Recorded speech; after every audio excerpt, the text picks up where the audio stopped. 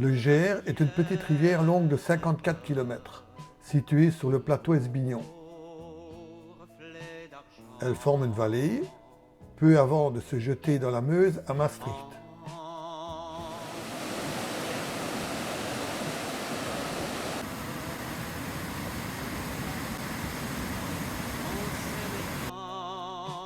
Le village de Boire se situe dans cette vallée.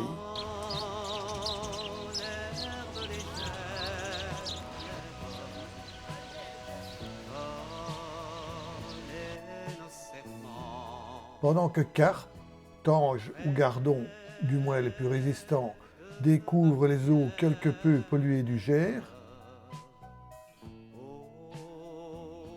des castors font un peu d'élagage. Un chat préfère une sieste au bord de la rivière. Divers palmipèdes explorent les bords et glissent sur la surface de l'eau, à peine ridée par une brise d'été. En attendant l'arrivée des bipèdes qui vont quelque peu troubler cette belle quiétude.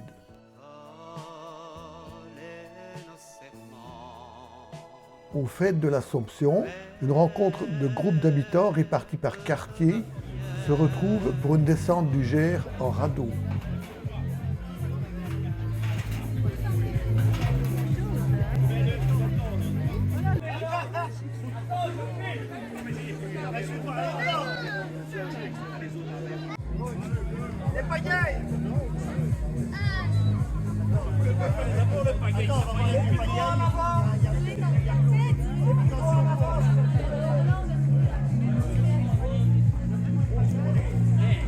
En fait, il y a toute une série d'épreuves à réaliser tout au long de la descente. Il y a des épreuves de vitesse, il y a des épreuves de réflexion aussi, comme par exemple réaliser un puzzle. Il y a une épreuve aussi qui consiste au deuxième pont à remplir un seau et puis à le récupérer au pont d'après, où là on le ferme et il est pesé à la fin de l'épreuve. On est jugé aussi sur le déguisement, sur le poids qu'il y a sur le radeau. Il y a plusieurs épreuves tout au long qui sont comptabilisées à la fin. Je suis pas venu ici pour souffrir. Tout mon cœur. Ah, raccorde-moi sur le... Allez, monte au-dessus, toi.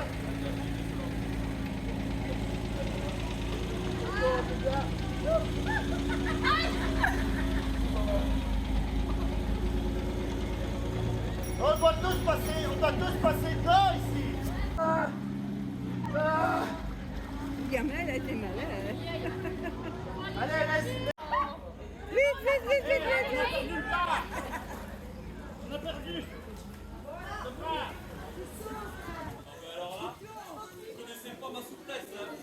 Attends, je vais le pousser vers toi. La coupe, c'est pas très évident. Elle a été malade, le gamin. Hein? Vous êtes bon. Allez, c'est parti. Allez.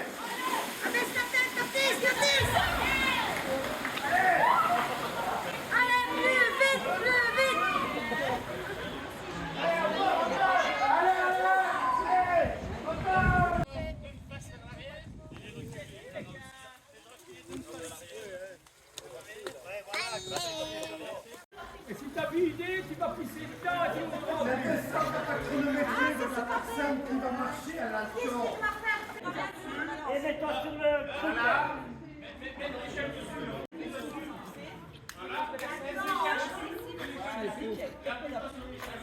Maintenant, tu vas jusqu'à l'eau.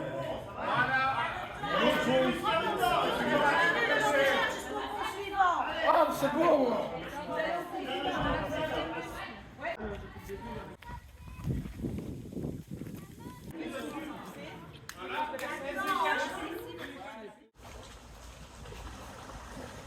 Allez, Kovac. Si les gars. Ah, papa, attention.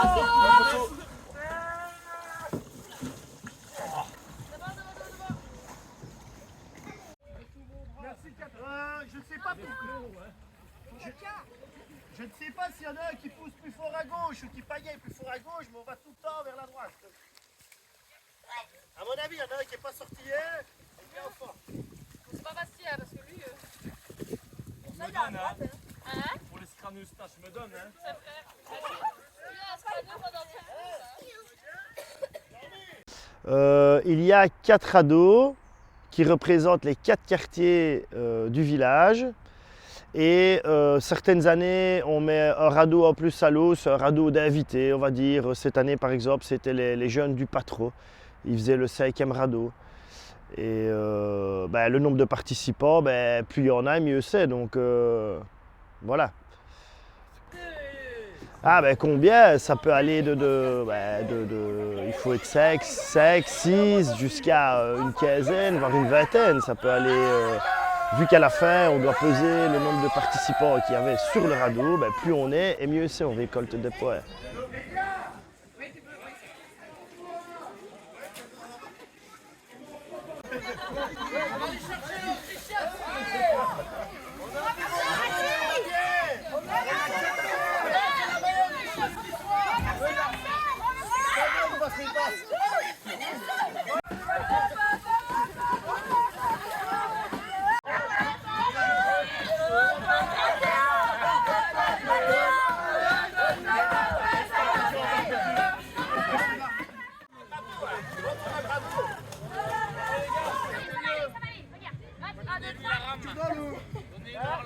Ouais, attends. Vous allez passer les autres. Ça va passer les Ah oui, Vous allez passer les pirates.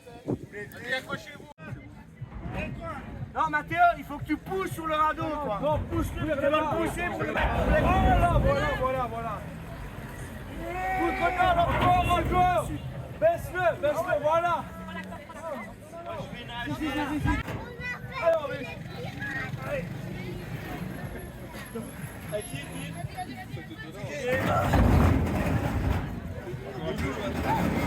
Gros, c'est quoi ça?